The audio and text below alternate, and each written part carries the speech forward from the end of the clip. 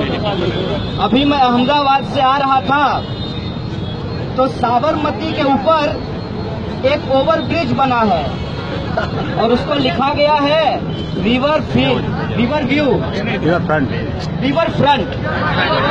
और river front के ऊपर जो पुल है उसके ऊपर भगवा झंडा लगा हुआ था। हमने कहा साबरमती के संत ने हमको तिरंगा दिया और साबरमती के संत की हत्या करने वालों ने यहाँ पे भगवा झंडा लगा दिया। दोस्तों, मुल्क की जो परिस्थिति है उससे आप बखूबी वाकिफ हैं। परसों अमरनाथ यात्रियों पे हमला हुआ, हम उनके प्रति अपनी गहरी संवेदना व्यक्त करते हैं, लेकिन एक सवाल मन में खड़ा होता है कि मोदी जी रिकॉर्डेड भाषण में बोले थे कि नोटबंदी के बाद आतंकवाद रुक जाएगा। नोटबंदी हो गई, 100 से ज्यादा लोग मर गए, लेकिन आतंकवाद नहीं रुका। इसका मतलब क्या है? इसका मतलब ये है कि ये जो भी बोलते हैं वो झूठ ही बोलते हैं। तो ये जब भी बोले तो बस पूछ लीजिए कि इसमें सच कौन सी बात है, क्योंकि इनका नारा था बहुत हुआ किसानों पे अत्याचार, अब की बार मोदी सरकार। मैं समझता हूँ कि उस नारे ने अपना असली रंग दिखाया है। बहुत हुआ किसानों पे अत्याचार, अब की बार मोदी सरकार की वजह कहना चाहिए अब और बढ़ेगा किसानों पे अत्याचार, आ गई है कमीनी मोदी सरकार। ये बात मैं इसलिए कह रहा हूँ कि ये हिंदू धर्म के ठेकेदार बनकर के घूम रहे हैं। मेरा नाम कन्हैया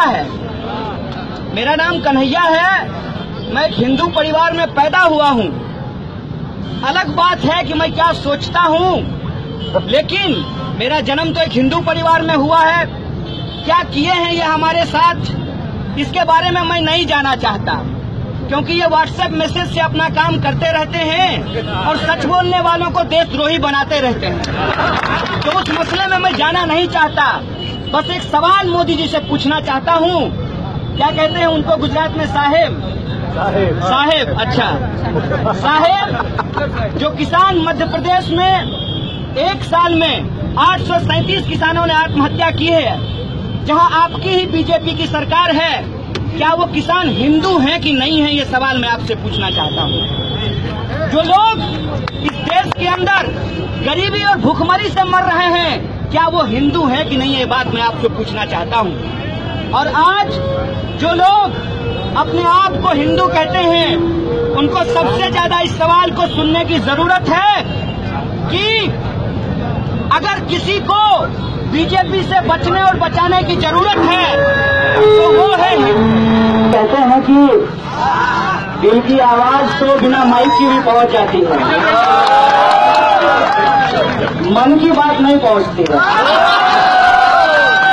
मन की बात को पहुंचाने के लिए रेडियो की जरूरत पड़ती है, दिल की बात पहुंच जाती है। इसीलिए हम लोग सिर्फ बात नहीं करेंगे, थोड़ा काम भी करेंगे, क्योंकि सिर्फ बात करने का ठेका तो मोदी जी दिए हैं। दोस्तों, तो मैं ये कह रहा था कि आज के समय में अगर संघ परिवार से, बीजेपी से किसी को सबसे ज्यादा खतरा है तो वो हिंदू लोग हैं। ये बात मैं पूरी जिम्मेदारी से कहना चाहता हूँ, क्योंकि गुजरात का इतिहास जानते हैं कि ज्यादातर व्यापारी हमेशा से भाजपा का समर्थन करते थे। ज्यादातर पाटीदार समुदाय के लोग हमेशा भाजपा का समर्थन करते थे, लेकिन यह सरकार किनके ऊपर डंडे चलाई है? सूरत में व्यापारियों को डंडे मारी है और इससे पहले देशद्रोही बोल करके पाटीदार समाज के लोगों को जेल में डाला है। इसीलिए ये जिनका सबसे ज्यादा नाम लेते हैं और जो लोग इनको अपना समर्थन देते हैं, सबसे पहले ये उसी का शिकार करते हैं।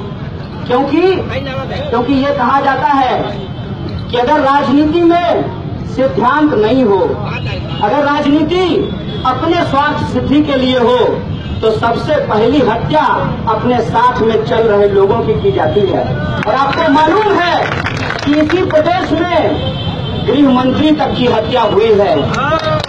और मैं ये बात पूरी जिम्मेदारी से कह रहा हूं कि जो बार बार ये कह रहे हैं हिंदू राष्ट्र बनाना है, इनको हिंदुओं से कोई लेना देना नहीं है। अगर हिंदू धर्म की फिलॉसफी इनको मालूम होती तो क्या कहा जाता है? कहा जाता है कि कण-कण में राम बसते हैं। कण-कण में जब राम बसते हैं तो महसाना में भी राम है, तो बाबरी मस्जिद को तोड़ करके राम मंदिर बनाने की क्या जरूरत है?